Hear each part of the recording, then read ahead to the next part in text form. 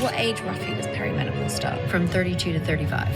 See, that blows my mind. It's 3 p.m., you're exhausted, brain fogged, and craving sugar. And you think this is just what getting older feels like. But that crash isn't a character flaw. It's a biological signal that your diet rules from your 20s are now working against your changing physiology. I'm Alexandria, licensed therapist and mom who's lost over 40 pounds by largely ignoring many of the standard fitness advice. And I want to translate for you today some of Dr. Stacy Sims' research into 5 habits that I use to try to fend off perimenopausal symptoms. So let's dive straight into habit number 1. An hour after you wake up. Yeah. And this is something that's completely different because of cortisol. Okay. Right? So when people are like, oh, you shouldn't have coffee when you first wake up because it'll drive cortisol up. Part of waking up is cortisol coming up anyway. And I'm telling women, look, you need to eat within a half an hour of waking up to dampen that cortisol. If you're not eating and just having a black coffee, well, you're going to keep that cortisol spike elevated. And you're also going to get some of the jitters from the effect of caffeine. So habit 1 is food before or with your caffeine. Habit number 1 is simple, but it can also be a little controversial. Food first, or maybe Dr. Stacy Sims, protein coffee, and then coffee second. So let's talk a little bit about the coffee only thing, then crush a workout habit that a lot of us picked up, myself included. Dr. Sims' work suggests that many active women actually do better when they're fed, not fasted, especially as their hormones start shifting or in our later 30s and 40s. So instead of training on just black coffee, I started giving my body actual fuel first. I tried her protein coffee as well as some actual food, which is kind of what I'm doing right now, especially with protein and a little bit of carbs. And I did an entire experiment where I tested different varieties of fuel, and I will link that for you in a card. Many of you have watched that and loved it. Thank you so much, which inspired this video. And so I will link that one in a card in case you haven't seen that one yet. I'm currently a food person now, like I said, but go watch that video if you want more on this topic and can see for yourself in real time what that looks like from a workout standpoint. And this isn't about never drinking coffee. It's about not asking a perimenopausal body to perform on an empty stomach and then wondering why you feel anxious, wired, or wiped by 3 p.m. So you can still drink your coffee. You just maybe have to rethink about how you would do it. So you'll also hear things like just fast longer advice. And the reality is a bit more nuanced than that. Dr. Sims' perspective is that when women are constantly under eating and over caffeinating, our bodies can drift into energy conservation mode. Now, that can look like low energy, intense cravings, poor recovery, and yes, even stubborn belly fat that doesn't seem to budge. It's not that 1 cup of coffee or even an occasional fast is automatically going to make you hold on to belly fat, though. It's more about like a chronic pattern of stress and underfueling combined together for the perfect storm that can be a problem for a lot of women who are experiencing perimenopause. So instead of asking yourself, is fasting good or bad? I think it's really more about asking yourself, am I giving myself enough energy by fueling for the training and life stress that I have right now? And that might look different in different seasons of life. Brain health, if we start looking at increasing our protein intake from that 0.8 grams per pound, trying to eke our way up to at least 1 gram per pound, but ideally 1.2 to 1.3 grams per pound. Because lifestyle and life phase can affect how much protein you need from puberty, pregnancy, reproductive years, perimenopause, postmenopause. It's hard to condense it all into one short YouTube segment. Habit number 2, or the 30-30-30 protein rule. So this is probably the biggest needle mover, especially from a body composition standpoint, because as we age, we develop something called anabolic resistance. And this really just means that our muscles become more stubborn and they don't absorb the protein as easily as they used to. And we also lose muscle as we age. So we need more protein and more strength building just to maintain the muscle we have, let alone the shape that we want to keep. I mean, I had more peer pressure to eat a minimum of 100 grams of protein than I ever did to take high school. Okay, so where is the version of DARE for protein consumption, especially for like cottage cheese? I ask you, I would like to know. But what I do want to make sure is I want to make it like super concrete for you in case there's been any sort of confusion. Basically, I try to aim for 30 grams of protein to the best of my abilities at breakfast, at lunch, and at dinner. So at breakfast, I tend to focus on things like eggs, or I might have like some Greek yogurt or maybe cottage cheese. It might also be things like palm-sized portion of chicken or beef. I'm a big fan of 93.7, ground beef. And then you might also have like whey protein, right? I personally drink a protein shake every single day. That's a personal preference thing. So it's really up to you. But when I started hitting 100 grams of protein and fueling properly, my food noise in my head turned off. And I wasn't always thinking about my next snack because I was actually full. And so it really was helpful to keep me satiated by having like full meals rather than just little tiny snacks throughout the day. Plus, protein has that awesome thermogenetic impact. So your body actually burns more calories digesting protein than it does things like fats or carbs. So it is the ultimate metabolic hack. Okay.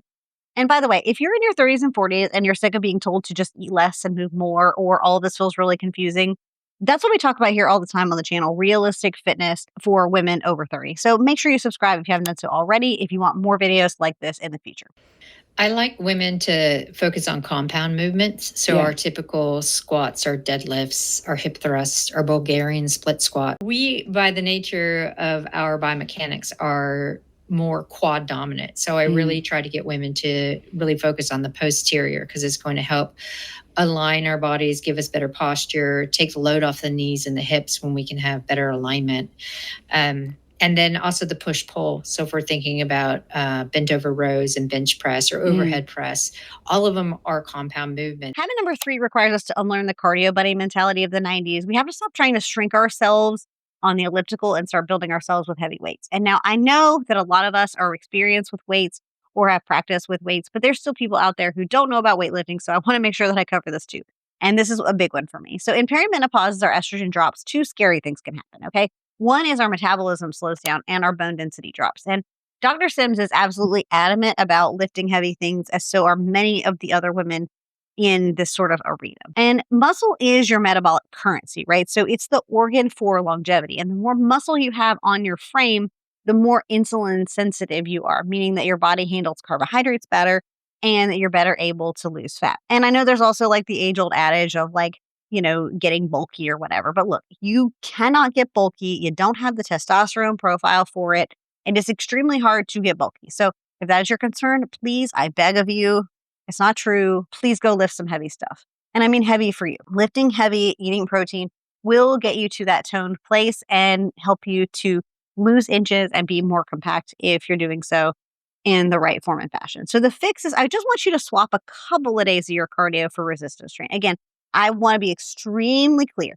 I mean, lift heavy for you, not lift heavy for me, lift heavy for you. If you're doing like 15, 20, 30 reps and you're thinking about your grocery list, you're lifting too light. You want to lift weights that by like rep 6, 7, 8, or 10, 11, 12, depending on kind of what rep range you're choosing, that those feel like a challenge for you and you're having to kind of like struggle to finish those reps. Because that's the signal to your muscle, oh, hey, wait a minute, we need to grow.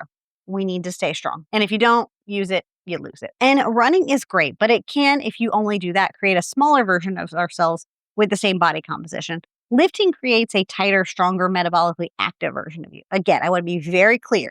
I'm not telling you not to do cardio. Many people don't meet the minimum requirement for cardio as it is. I'm just saying if you are a cardio only person, you should add in some strength training. So please just go do it. Please, please. I know you. So habit number 4 is where I'm going to put my little like personal perspective and counselor hat on. Okay. We have to talk about like the mental weight that we carry and dealing with anxiety.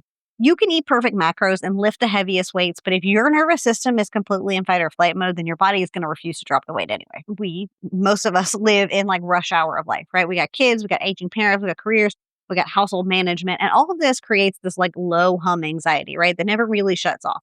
And so from a biology standpoint, your body doesn't really know the difference between running from a tiger and running late for school pickup. So it pumps out these chemicals, which of course triggers your body to store fat for an emergency. Don't we love that? I just love it too. Biology. But the fix is we have to actively signal for our bodies that we're safe.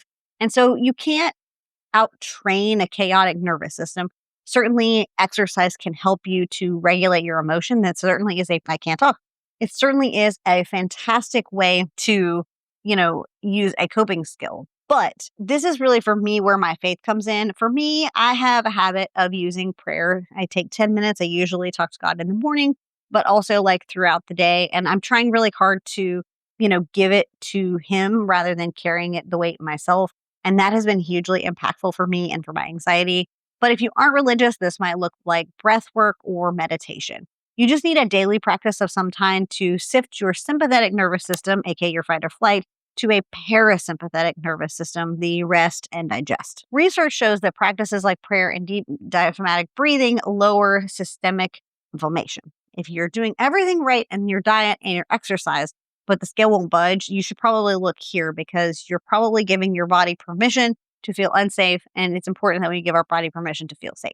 And the coldness drops your core temperature. And this is one of the things that we find in perimenopausal women is there's such a temperature fluctuation that instead of being able to dip low into a sleeping temperature your body's used to, it oscillates right at a wake temperature. So we see a natural progression of sleep as your core temperature drops by about 1 degree Fahrenheit, it stays low, and then it starts to come up as a natural waking cycle with cortisol. And finally, I need us to talk about the habits of sleep hygiene, which again, I also have a video on my sleep schedule that I'll link in a card if you'd like more on this topic. It's from quite a while ago, but my sleep habits have not changed. So number 5 is we have to protect our sleep like it's our job, okay? Sleep is not a luxury. It is a foundation for hormonal health, especially during things like perimenopause. Sleep can get really tricky, right? You might fall asleep just fine, but then at 3 a.m. or 2 a.m., you're waking up hot and staring at the ceiling, and you're wondering. Dr. Sims highlights that deep sleep is when our bodies release growth hormone, which is essential for repairing muscle that we broke down while lifting and for burning fat. So if you aren't sleeping, you aren't properly recovering, and you definitely aren't burning the fat that you're hoping to burn. So the fix is that we need a routine. And realistically, you're probably not watching this video if you're not thinking about perimenopause. Regardless, we all need a consistent sleep routine. All of us, period. Doesn't matter how old you are. You're not 20. You need a sleep routine. Okay.